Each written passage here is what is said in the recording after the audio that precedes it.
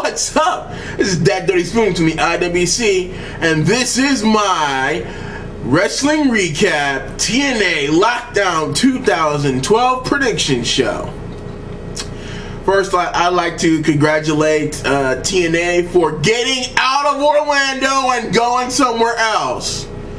This year, Lockdown hails from Nashville, Tennessee, very, very close to TNA's home base, and so as much as I'm enjoying TNA right now, which isn't much more than usual, because I think some of these storylines have been pretty kind of lame recently, but I think they're just getting out the Vince Russo, just wringing it out now, just getting rid of all that Vince Russo, so we can finally see if it's truly the talent or the storylines. We shall see.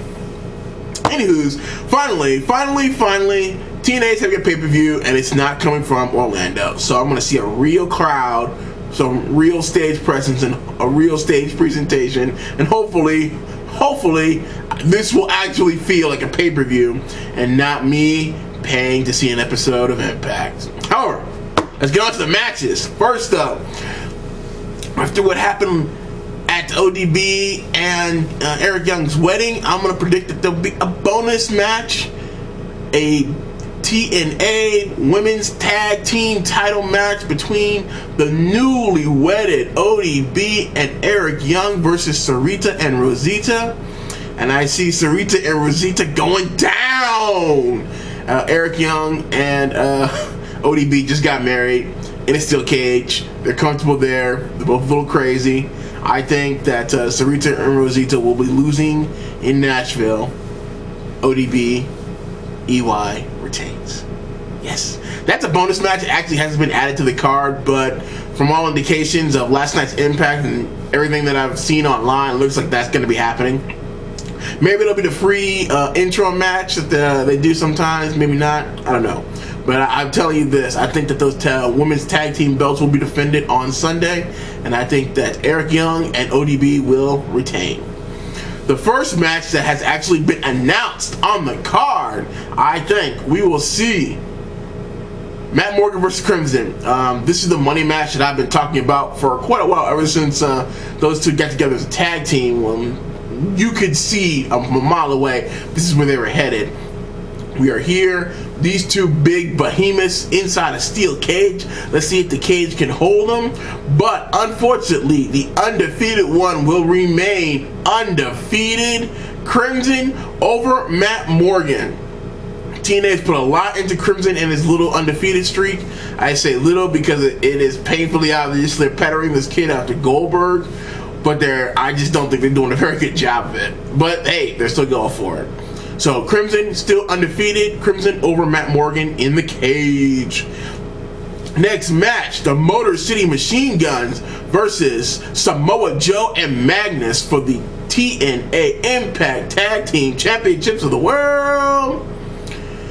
This is actually a toss-up. This is one of the hardest matches for me to call. On one hand, Joe and Magnus, they're a great team.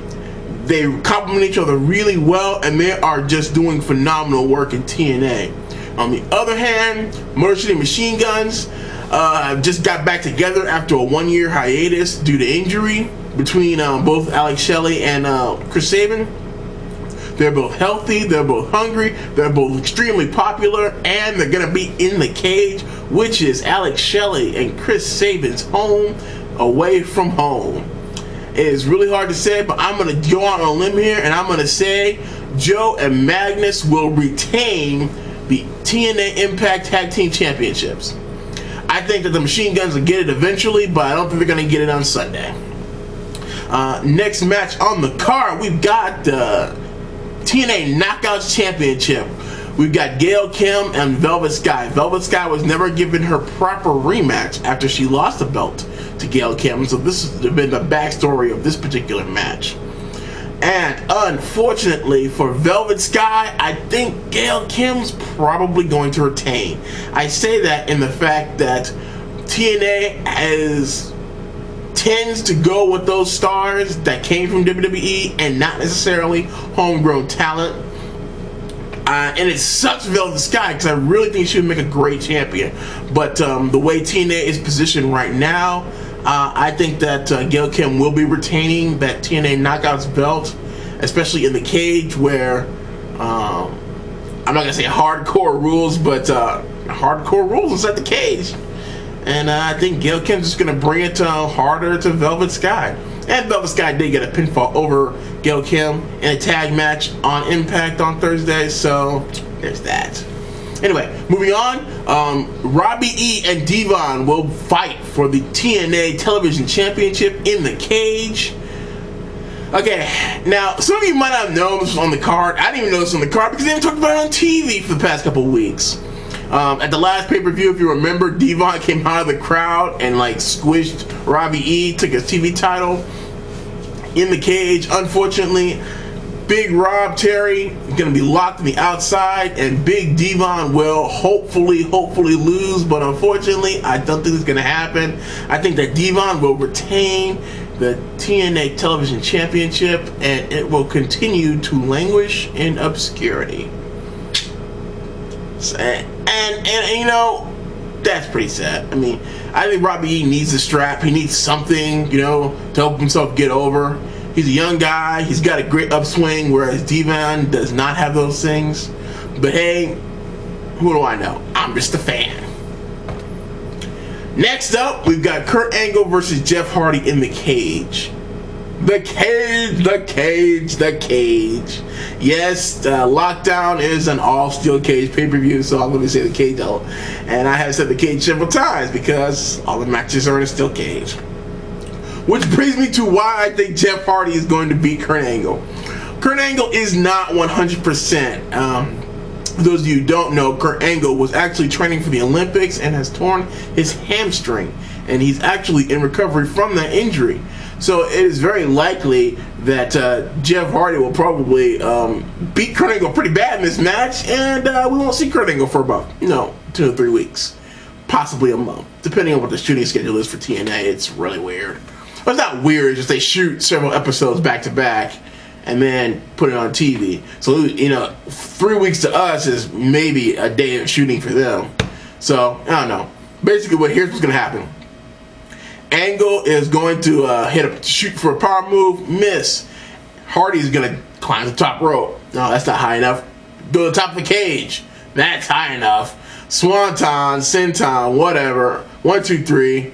Jeff Hardy has redeemed himself from the eyes of the fans, and he will be the one going forward. Kurt Angle will be going, hopefully, to a hospital to recover, get him 100%, get him back to work.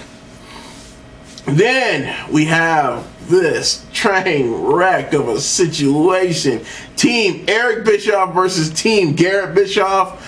I just don't care who wins this match, to be perfectly honest with you. All I know is after this match, there'll be one less Bischoff in the company, and I unfortunately, or fortunately, or I don't actually care. I'm going to say Eric Bischoff cheats to win, screws over his son. Garrett Bischoff will be leaving TNA Impact, and Eric Bischoff will be the heel authority figure to Hulk Hogan. Yeah, because that's an excellent use of between those Ric Flair, Eric Bischoff, and Hulk Hogan. That's what, $6 million?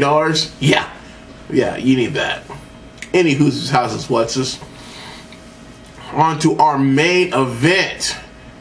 Bobby Roode versus James Storm for the TNA World Heavyweight Championship. If you would ask me who was going to win this match 6 months ago when James Storm first lost his title, I'd say, oh yeah, Bobby Roode for sure. Because I thought Bobby Roode was just nowhere near as good as he is now. Here we are 6 months later, and Bobby Roode hasn't made me a fan, but he's made me respect what he can do on the mic and in the ring. Unfortunately, again, look at what TNA is doing outside of the in-ring performance. They are setting James Storm up to be the guy. They are setting James Storm to be the guy for TNA to move forward. Also, with James Storm as the face champion. A lot of those guys on Team Eric Bischoff, who I think will win, is going to be pining for title shots. That includes both Kazarian, Christopher Daniels, and Bully Ray, who is phenomenal in TNA. He's just not getting the credit he deserves. Anyway, that all being said, I think James Storm gets his revenge in Nashville, in front of his hometown, kinda, in his home state, Tennessee. James Storm defeats Bobby Roode to become the new TNA World Heavyweight Champion. And that's how I see the card going down. Quick card rundown. We've got ODB and EY over Sarita and Rosita for the TNA Women's Tag Championship. Crimson over Matt Morgan. The streak continues. Not the streak. No. The undefeated one continues to be undefeated. The streak is Undertaker. My bad, Undertaker. Motor City Machine Guns lose to Magnus and Samoa Joe. Probably to a little bit of ring rust, but hey, that could go either way. That's the hardest match on the card to call. Gail Kim over Velvet Sky. Again, WWE talent over homegrown talent. It's just the way they do things. Devon over Robbie E, but why? Jeff Hardy over Kurt Angle. Kurt Angle goes off in heels. Team Eric Bischoff over Team Garrett Bischoff. Again, who cares? And James Storm over Bobby Roode. James Storm becomes the new TNA World Heavyweight Championship. Yep, that's how I see the card going down. Thank you very much. This has been that Dirty Spoons from the IWC, signing off.